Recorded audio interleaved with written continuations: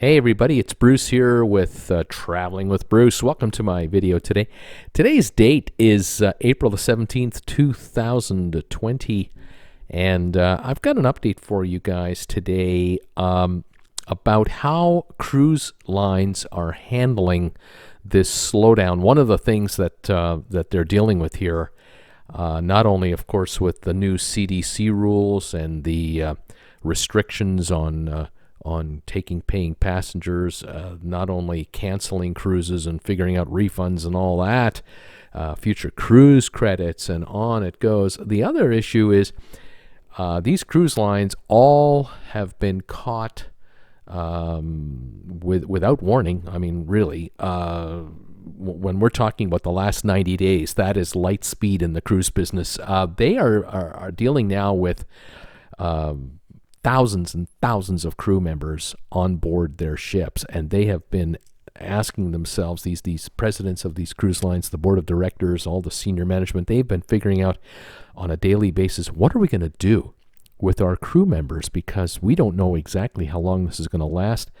And do we just keep them on board the ships and keep feeding them 3 times a day? How do we keep them from getting bored? What about the crew members whose contracts are expiring? What about crew members that are supposed to join our fleet with new contracts that we've been offering for the last several months? I mean, this is a constant turnover thing. How do we handle it? Well, the news today is that, and the point of this video is that the cruise lines have been feverishly trying to basically repatriate their own crew members back to their home countries upon completion of their work contracts. And this sounds, just the title alone is complicated. Just trying to make it happen is complicated. And at the best of times, when everything is working normally, it's not an easy thing. I'm going to get into that as well. Thanks for all of you out there who are subscribing to my channel, Traveling with Bruce. Thank you for giving my video updates thumbs up. I really appreciate it. Thank you for commenting and letting me know what your thoughts are on my videos and any news and updates you think I should be aware of. I really appreciate those updates from you. And thank you also all of you who have joined the Facebook group page for Traveling with Bruce. I'm the administrator of that page. If you'd like to become a member of the Facebook group page, just ask to join and I'll let you in. Also, thank you for joining us on Instagram. Jennifer and I get a kick out of the fact that we're now approaching 750 followers on Instagram, and it's just really exciting. Let me get back to the crew repatriation situation.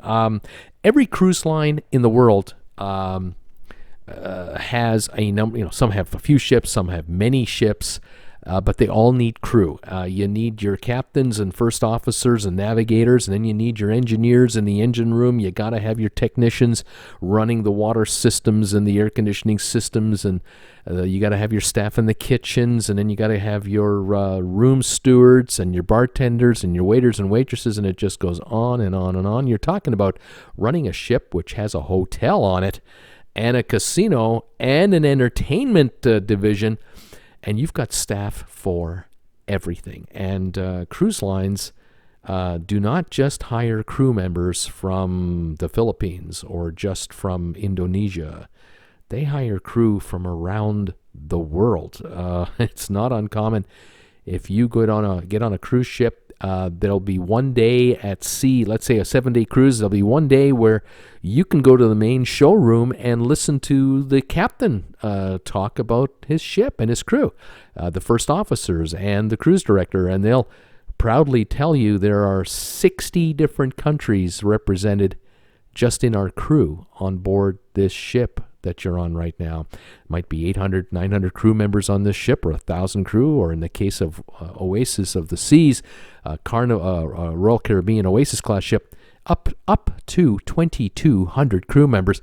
Not surprising to have 60 or more countries represented from just the crew, let alone the folks who are on the ship. So when you have a pandemic breakout, which doesn't happen every day, doesn't happen every year, generally doesn't happen in a decade, and sometimes in people's lifetimes doesn't happen.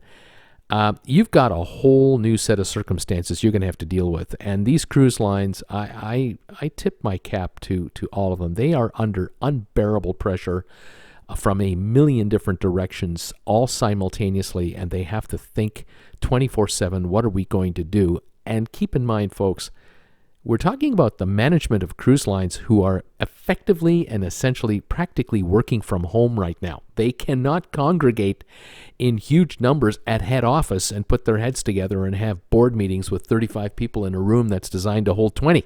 You can't do that in a pandemic. So we've got folks here who are working 24/7 from home, trying to coordinate a way to get their crew members back home to their families effectively, safely, through a myriad of travel restrictions. How would you like that job? I have to tip my cap to these guys. Now, the latest information I've just come up with, and what inspired me to make this video to get to the point, I hope I'm not boring you, was I read about Carnival today. Carnival has decided to use basically their newest ship, the brand new Carnival Panorama cruise liner, which is barely 6 months old. It's been sitting in Long Beach, California. It sails, or had been sailing, from Long Beach down to Mexico and back. It replaced the Carnival Splendor, which had been doing it for a number of years, and the Panorama is the first brand new and largest permanently assigned cruise ship out of the California West Coast area. And Carnival has decided to use that ship to repatriate a whole bunch of crew members back to the Philippines and Indonesia. And what they've done is they've grabbed crew from the Carnival Inspiration and Carnival Miracle, which are both in the Long Beach area right now. Those two ships each have typically the Miracle, 961 crew members, the Inspiration, 980 crew members, and of course the Panorama has 1,450 crew members. Now, they're not taking every single crew member off of these ships, but I'm going to guess there are a high number for each one that are now all on the Panorama. They were all to be transferred today onto the Panorama, and they will leave Long Beach tomorrow and sail to the Philippines and to Indonesia. The ship will then likely just turn around, come back to the Long Beach area with perhaps as few as 200 or 300 crew, and wait out this pandemic. This is a way to get thousands of crew members back home when you can't fly them home, because the regular scheduled airlines don't exist, and you can't arrange easily charter flights, because you're talking about maybe 15 to 20 airplanes, and you've got to pay for the charter flight, the hours of the plane there and back. I mean, you can't just, we'll just pay a one way and you guys figure out how to get your plane back. No, you got to get the plane back to where it started from. So economically and logistically, this is a way to repatriate a high number of crew members back to their country. While this is going on, Voyager of the Seas, which is Royal Caribbean, and Spectrum of the Seas, also Royal Caribbean, they have been repatriating their crew members from the New Zealand, Australia area, and Carnival Spirit has been repatriating crew members back to the Philippines and Indonesia as well. Reports from Manila say that by the third week of April, a total of 5,000 Filipino crew members will return to Manila. That's just in the Philippines, 5,000. We know there are as many out of Indonesia. There are thousands and thousands of crew members who work on cruise lines who are from India. We have Malaysian crew members, Taiwanese crew members. I mean, again, they are from everywhere. Now, the crew members who are from the United Kingdom, from other European countries, they're much easier to repatriate because it's still possible to fly UK people and other Europeans back to Europe on scheduled airline flights. Typically, when cruise lines operate normally, and I had this experience, I witnessed this personally. I was in Miami having just flown with my wife Jennifer, my Jennifer Aniston lookalike wife that you've never seen. We had just flown from London to Miami. We were flying, from London to Miami. Pardon me. We were in Heathrow Airport. And we were waiting for our flight to be called. And I noticed there were three gentlemen sitting together not too far from us. And each of them happened to have a Norwegian Cruise Line carry-on bags. And they were maybe 4 or 5 feet away from us, and it was very quiet the first thing in the morning. And I just casually mentioned, I said, "Are you guys, are you guys with the with Norwegian Cruise Lines? I noticed your bags." They said, "Yeah, we're crew members." I said, "Where are you? Are you heading to Miami? Which ship are you going to get on?" They said, "We're going to the Norwegian Epic," which was the ship that my wife and I were also headed for, as well as it so happened. And it turned out that they were all from the Philippines, and they had been flown from Manila to London, and they were connecting from London to Miami to be on the ship the next day to start working. And so just think about the jet lag these guys are going through. But they were completely delighted. They were very happy. I asked them, did they enjoy their work with Norwegian? They all said yes. They had been, one of them had been with the company for 16 years, one for about 12 years, and the young one, he's the rookie. It was only his 6th year with the cruise line, and that they delighted in returning back to their friends on board their ships. They loved their jobs. They were able to support their families back home, and the fact was that the company flew them from home to their job and back at the beginning and the end of each of their contracts. So you multiply these numbers by tens of thousands of people on these cruise ships, and the logistics that cruise lines usually go through to just turn over their staff on a regular basis is a phenomenal feat in itself. But now, in these extraordinary difficult times, it's even more unbelievable. And as I say, kudos to Carnival, kudos to Royal Caribbean, also to Norwegian.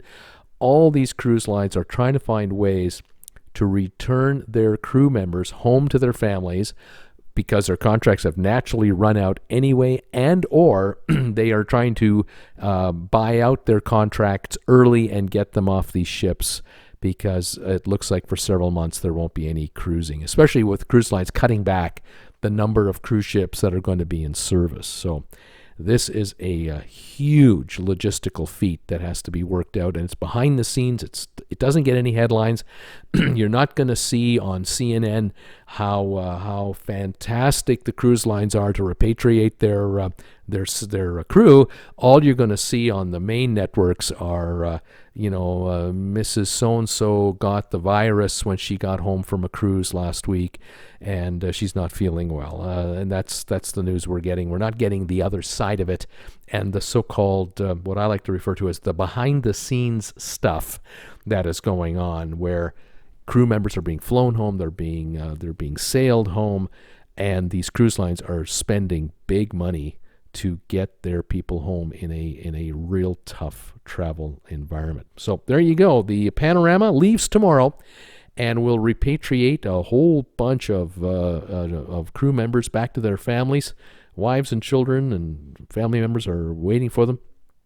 Hopefully it'll all work out. And that's today's video. Thanks again, all of you out there who are following my channel, subscribing to TWB, Traveling with Bruce. Thank you for joining me Monday nights for my live show, 7 o'clock Eastern for sponsor members, 8 o'clock for everyone. And also, thank you for joining my Facebook group page and the Instagram page. In the meantime, stay warm, stay safe, stay healthy, and we'll talk to you later, everybody. Bye for now.